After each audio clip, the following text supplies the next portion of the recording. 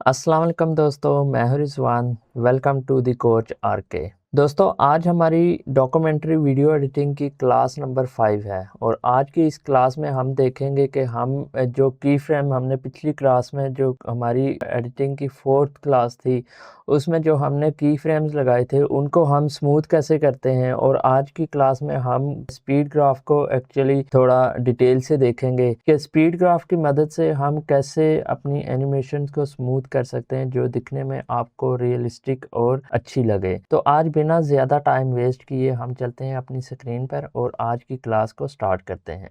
तो ये वही प्रोजेक्ट है जिस पे हमने पिछली क्लास में हमने एडिटिंग की थी। तो इसमें हमारी कुछ एडिटिंग इस तरह की थी, बिल्कुल जर्क से आ रहे हैं, एक जगह पर जहाँ पर स्टॉप होती है वहाँ पे जर्क आ रहे हैं और कुछ स्मूथनेस नहीं है इसमें। तो आज हम आगे एक न्यू कंपोजिशन क्रिएट करते हैं और उसमें फिर एनिमेशन क्रिएट करते हैं इसी तरह की कुछ, और फिर उसको स्मूथ करके दिखाता हूँ मैं आपको। और स्पीड ग्राफ के थ्रू हम कितना वैल्यूज़ को कंट्रोल कर सकते हैं, किस तरह से हम एनिमेशंस को कंट्रोल कर सकते हैं, उस चीज़ को हम देखेंगे। तो अभी हम एक न्यू कंपोजिशन क्रिएट करते हैं। तो चलो मैं अभी एक न्यू कंपोजिशन क्रिएट करता हूँ। तो यहाँ पर जैसे मैंने इस पे क्लिक किया तो ये हमारे पास एक न्यू कंपोजिशन की सेटिंग आ गई जो मैं ऑलरेडी आपके साथ डिस्कस कर चुका हूँ। तो यहाँ पर हम इसका नाम दे देते हैं डॉक्यूमेंट्री वीडियो एडिटिंग क्लास 05। बाकी सेटिंग्स सब हम वैसे ही रखते हैं, वही रहेगी, और इसको हमने एंटर कर दिया।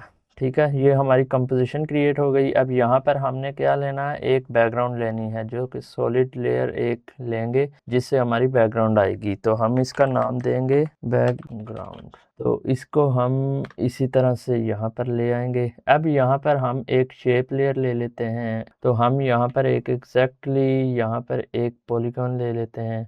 इसको हमने ले लिया और यहाँ पर मैं प्रेस वी करूँगा तो मैं सिलेक्शन टूल पर आ जाऊँगा। अब मैं इसको चाहता हूँ कि मैं इसको सेंटर में करूँ, तो यहाँ से मैं जाऊँगा अलाइन में और यहाँ से मैं सेंटर अलाइन इसे वर्टिकली और हॉरिजॉन्टली दोनों कर दूँगा।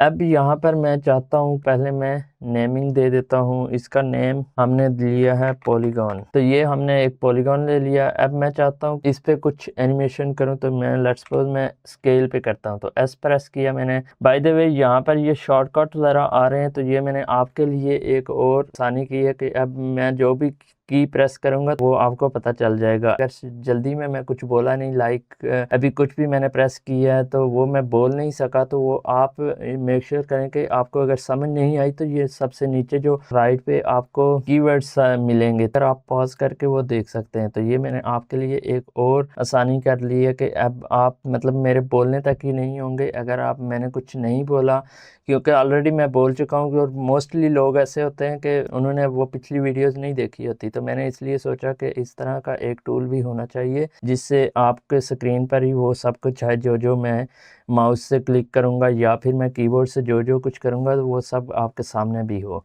तो ये बहुत इंपॉर्टेंट था, तो इसलिए मैंने आपके लिए ये भी किया है। तो अब मैं इस स्केल की प्रॉपर्टी को एनिमेट करना चाहता हूँ। तो इस स्टॉप वॉच से मैं इसको इनेबल करता हूँ और यहाँ से इनेबल करने के बाद मैं चाहता हूँ कि ये 2 सेकंड पे आके एक और मैं इसको की फ्रेम दे देता हूँ। यहाँ पे मैं चाहता हूँ कि ये 2 सेकंड पे आके ये 100% रहे और उससे पीछे जो 0 सेकंड है यहाँ पे ये स्टार्ट जो है वो 0 से हो। तो अब हमारी कुछ एनिमेशन इस तरह से बन रही है। अब आप लोग मुझे एक चीज़ बताएंगे कि इसमें क्या चीज़ ऐसी जो मिसिंग है, क्योंकि हमने पिछली वीडियो में भी डिस्कस किया था। अभी इसमें कुछ चीज़ एक मिसिंग फील हो रही है, वो क्या चीज़ है? आपको देख के क्या चीज़ लग रहा है कि इसमें कुछ मिसिंग है? मिसिंग इन सेंस के अगर मैं सेंटर से इसको अलाइन करना चाह रहा हूँ तो वो सेंटर में अलाइन नहीं हो पा रहा। तो उसके लिए मैंने आपको पहले भी क्या कहा था कि सबसे पहले आप मेक श्योर करें कि आप का एंकर पॉइंट अगर आप सेंटर से अलाइन करना चाहते हैं तो आपका एंकर पॉइंट सेंटर में अलाइन हो। आप किसी भी और पोजीशन से करना चाहते हैं तो आप मेक श्योर करें पहले के एनिमेशन करने से पहले कि आपका एंकर पॉइंट जो है वो सेंटर में हो। तो अभी मैंने वो मेरा एंकर पॉइंट सेंटर में नहीं है फील हो रहा था क्योंकि एनिमेशन कुछ इस तरह की थी। और अभी आप देखें मैंने इसको पॉज किया तो एंकर पॉइंट मेरा यहाँ पर है। और एंकर पॉइंट को मैंने सेंटर में लाने के लिए आपको एक शॉर्टकट बताया था जिसका कंट्रोल आल्ट और होम का था, और इसे जब करेंगे तो ये हमारा एंकर पॉइंट सेंटर में आ जाएगा। तो अब आप देखेंगे तो इसकी एनिमेशन कुछ इस तरह से हो रही है। ठीक है। बट अभी भी ये स्मूथ इस तरह से नहीं है, क्योंकि यहाँ पर एनिमेशन पे कोई भी हमारी इजी ईज और वो चीज़ें नहीं लगी। इजी ईज क्या है, वही चीज़ जो आपकी एनिमेशन को ज़्यादा स्मूथ करती है। तो अब हम उस तरफ चलते हैं। तो अभी इस तरह से कुछ एनिमेट हो रहा था। अभी यहाँ पर देखना, सिर्फ मैं इसको इजी ईज करूँगा। यहाँ पर मैं राइट क्लिक किया, यहाँ से मैं की फ्रेम असिस्टेंट में गया। की फ्रेम असिस्टेंट में जाने के बाद मैंने यहाँ पर इजी ईज पे क्लिक किया, तो यहाँ पर हमारा इजी ईज हो जाएगा। और आगे एक शॉर्टकट भी लिखा हुआ है F9। F9 भी अगर आप प्रेस करेंगे तो आपका इजी ईज हो जाएगा। और उससे अलावा अगर आप दूसरे तरीके से आना चाहते हैं तो वो आप की फ्रेम असिस्टेंट से कर सकते हैं। तो यहाँ पर मैं जब इसको क्लिक करूँगा तो ये देखें आपके की फ्रेम्स की जो शेप थी वो चेंज हो गई। पहले इसकी शेप कुछ इस तरह से थी, जब मैंने इस पे F9 प्रेस किया या वहाँ से जाके इसे चेंज किया, की फ्रेम की शेप कुछ इस तरह से हो गई। ये देखें इसकी शेप चेंज हो गई। और अब आप अगर इस एनिमेशन को देखेंगे तो ये कुछ स्मूथ है। अब जहाँ पर ये एंड हो रही है वहाँ से ये बहुत स्लोली एंड हो रही है, और स्टार्ट भी स्लोली हो रही है, और सेंटर में आके थोड़ा सा स्पीड में आ रही है। अब हम चलते हैं ग्राफ एडिटर में, तो वहाँ पर देखते हैं कि ये कैसे काम कर रही है। पिछली वीडियोस में आपने देखा था कि यहाँ पर कुछ आइकन्स हैं, यहाँ पर ये इसका मोशन ब्लर का बटन था, इसके बारे में ऑलरेडी हम डिस्कस कर चुके हैं। तो इस वीडियो में हमने ग्राफ एडिटर में जाना है। तो यहाँ पर ये जो है ये हमारा ग्राफ एडिटर है। इसको हमने जब क्लिक किया तो ये हमारा ग्राफ एडिटर खुल गया। तो यहाँ जब आप ग्राफ एडिटर में आए हैं तो यहाँ पे कुछ इस तरह से शेप है। ये हमारे जो शेप है ये वैल्यू ग्राफ की शेप है। अभी मैं आपको इस पे वैल्यू ग्राफ पे नहीं लेकर आना चाहता, मैं आपको लाना चाहता हूँ स्पीड ग्राफ में। तो स्पीड ग्राफ में आने के लिए हम यहाँ से को सिलेक्ट करेंगे कि यहाँ पे जो आप देखेंगे, जब इस पे आप सिलेक्ट करेंगे तो वो यहाँ पर बताता है ग्राफ टाइप और उसके ऑप्शंस वगैरह। तो इस पे जब हम क्लिक करेंगे तो यहाँ पर हमारे पास काफ़ी सारे ऑप्शन आ जाते हैं। तो ये देखें अभी इस तरह से जो हमारा ग्राफ बना है, तो ये हमारा वैल्यू ग्राफ है। वैल्यू ग्राफ अगली क्लासेस में आपको बताऊंगा। अभी हमने स्पीड ग्राफ पे काम करना है। तो स्पीड ग्राफ पर जब मैंने इसे क्लिक किया तो हमारी शेप कुछ इस तरह से बन गई है। अभी हम अपनी टाइमलाइन का थोड़ा सा बड़ा करते हैं। टाइमलाइन को बड़ा करने के बाद ये देखें इजी ईज के बाद कुछ इस तरह से है। अभी मैंने इस पर की फ्रेम अप्लाई किए थे तो ये इजी ईज कुछ इसके की फ्रेम्स की शेप चेंज हुई थी। कंट्रोल के साथ मैंने लेफ्ट माउस को क्लिक किया तो इसकी शेप दोबारा से हमारी लीनियर शेप आ गई। अभी यहाँ पर देखेंगे तो ये ग्राफ कुछ हमारा इस तरह का है, बिल्कुल स्ट्रेट लाइन है। यहाँ से एकदम जाके यहाँ पर एकदम ये रुक गया, इस तरह से जाके एकदम रुक गया। अभी हम अगर इसको यहाँ से हम दोबारा से इजी ईज करते हैं तो ये देखें यहाँ पर ये कुछ इस तरह से ग्राफ बन गया है। ये देखें इस तरह से। अब मैं चाहता हूँ कि यहाँ पे मेरे स्टार्ट जो है वो फास्ट हो और एंड बहुत स्लो हो। तो उसके लिए मैं क्या करूँगा, यहाँ से मैं इसको इस तरह से सिलेक्ट करूँगा तो ये हमारे पास कुछ हैंडल्स ये ओपन हो जाएंगे। तो यहाँ से जब हम इसको अपने लेफ़्ट साइड पे ड्रैग करेंगे तो हमारा ग्राफ कुछ इस तरह से बन रहा है। अब हम देखेंगे तो इसकी एनिमेशन कुछ इस तरह से होगी। स्टार्ट फास्ट हो रहा है और एंड उसका स्लो हो रहा है।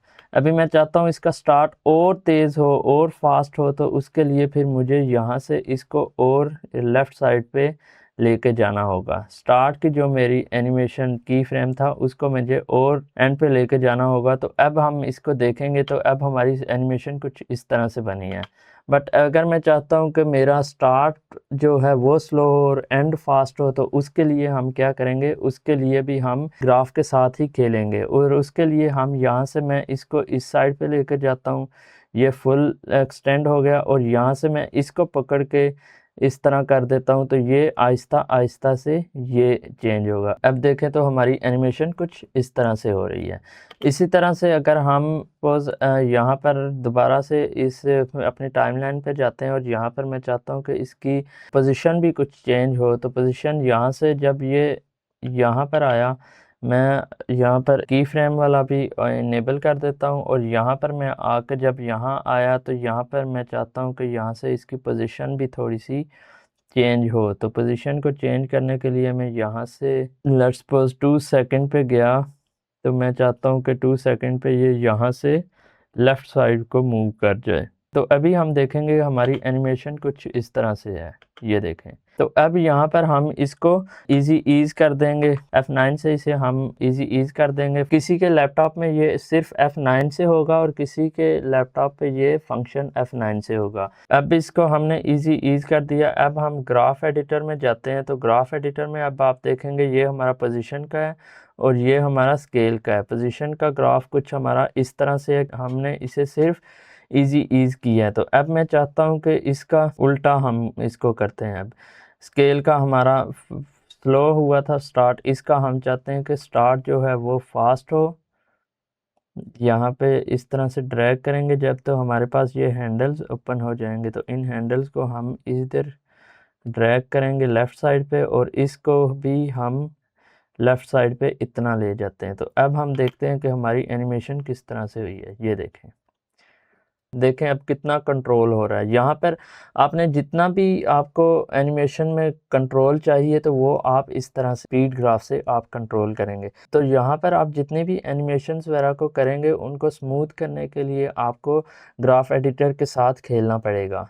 तो यहाँ पर अब देखें तो अब हमारी एनिमेशंस कितनी स्मूथ हो रही है। तो यहाँ पर मैं चाहता हूँ कि अब मैं इसको कुछ और भी थोड़ा सा एनिमेट करूँ। मैं चाहता हूँ कि यहाँ पर एक और मैं प्रॉपर्टी ले लूँ रोटेशन की। तो रोटेशन में चाहता हूँ कि स्टार्ट से लेके एंड तक ये रोटेट करता करता आए। तो यहाँ पर मैंने स्टार्ट और एंड पे इस पे मैंने रोटेशन की फ्रेम लगा दिए और अब एंड पे मैं चाहता हूँ कि ये पूरा एक सर्कल रोटेट करे। तो ये पूरा एक सर्कल रोटेट करता रहेगा स्केल अप होते तक भी और जब इसकी पोजीशन लेफ़्ट साइड पे जाएगा तब भी। तो यहाँ पर ये देखें इस तरह से ये रोटेट हो रहा है। तो अब इसकी मैं रोटेशन की प्रॉपर्टी को भी चेंज करना चाहता हूँ। तो यहाँ से मैं करूँगा F9 और उसके बाद मैं यहाँ पर आऊँगा ग्राफ एडिटर में। तो ग्राफ एडिटर मेरा कुछ इस तरह से है। तो मैं चाहता हूँ कि मेरा स्टार्ट जो है रोटेशन का बहुत स्लो हो और मेरा एंड जो है रोटेशन का वो बहुत फास्ट हो। तो अब मेरी कुछ एनिमेशन इस तरह से होगी, ये देखें। अभी हमारी एनिमेशन कुछ इस तरह से हुई है। इसको हम और फर्दर भी हम इसको प्रोफेशनल और भी इसे हम स्मूथ कर सकते हैं कि हमारी लेट्स सपोज अभी एक एनिमेशन एंड नहीं हुई तो दूसरी एनिमेशन भी स्टार्ट हो जाए। वो हम नल लेयर के थ्रू करते हैं और यहाँ से भी हम अगर अलग अलग प्रॉपर्टीज़ को करते हैं तो हम कर सकते हैं यहाँ पर भी। तो आज की क्लास में हमने अपना ग्राफ एडिटर को देखा और हम किसी एनिमेशन को कैसे हम स्मूथ कर सकते हैं वो हमने देखा है। तो नेक्स्ट क्लास में हम इन चीज़ों को लेके किसी रियल प्रोजेक्ट पे काम करेंगे। तो next class number 6 very important होने वाली है जिसमें हम नल ऑब्जेक्ट्स को देखेंगे और उसके बाद हम एडजस्टमेंट लेयर को देखेंगे और फिर हम उसमें मास्किंग वगैरह भी देखेंगे। ये सारी मैं कोशिश करूँगा कि एक ही क्लास में कवर कर दूँ इन सब को और रियल प्रोजेक्ट पे हम काम करेंगे। शायद मैं किसी भी यूट्यूबर का जो डॉक्यूमेंट्री एडिटिंग करते हैं लाइक सकलेन खान या नीतीश राजपूत और ध्रुव राठी, उनकी अगर कोई उस रिलेटेड हुई चीज़ जो मैं नेक्स्ट क्लास में पढ़ाना चाहता हूँ, जैसे मास्किंग वगैरह है, एडजस्टमेंट लेयर या इस तरह का कुछ हुआ मुझे मिला तो मैं फिर इंशाल्लाह उस तरह से मैं आपको समझाऊंगा। तो नेक्स्ट क्लास आपकी बहुत ज़्यादा इम्पोर्टेंट होने जा रही है और आज 5वीं क्लास है तो ये भी बहुत ज़्यादा इम्पोर्टेंट थी। तो नेक्स्ट हम आहिस्ता आहिस्ता अब मुश्किल चीज़ों की तरफ आते जाएंगे। तो मुश्किल चीज़ों की तरफ आने से पहले आपको बेसिक्स का पता होना चाहिए। आप अच्छे से प्रैक्टिस करें। जो जो कुछ मैंने अभी तक आपको बताया है इन सब को आप नोट डाउन करके रखें। मैं उम्मीद करता हूँ आपने अपने पास नोटबुक रखी होगी और आप इस चैलेंज को लेकर आप सीरियस होंगे। तो इंशाल्लाह अगर आप सीरियस हैं तो आप by the end of this course बहुत अच्छे डॉक्यूमेंट्री वीडियो एडिटर बन जाएंगे। तो इंशाल्लाह फिर अब हमारी मुलाकात नेक्स्ट क्लास में होती है। तो तब तक के लिए मुझे इजाज़त दीजिए। अल्लाह हाफिज़।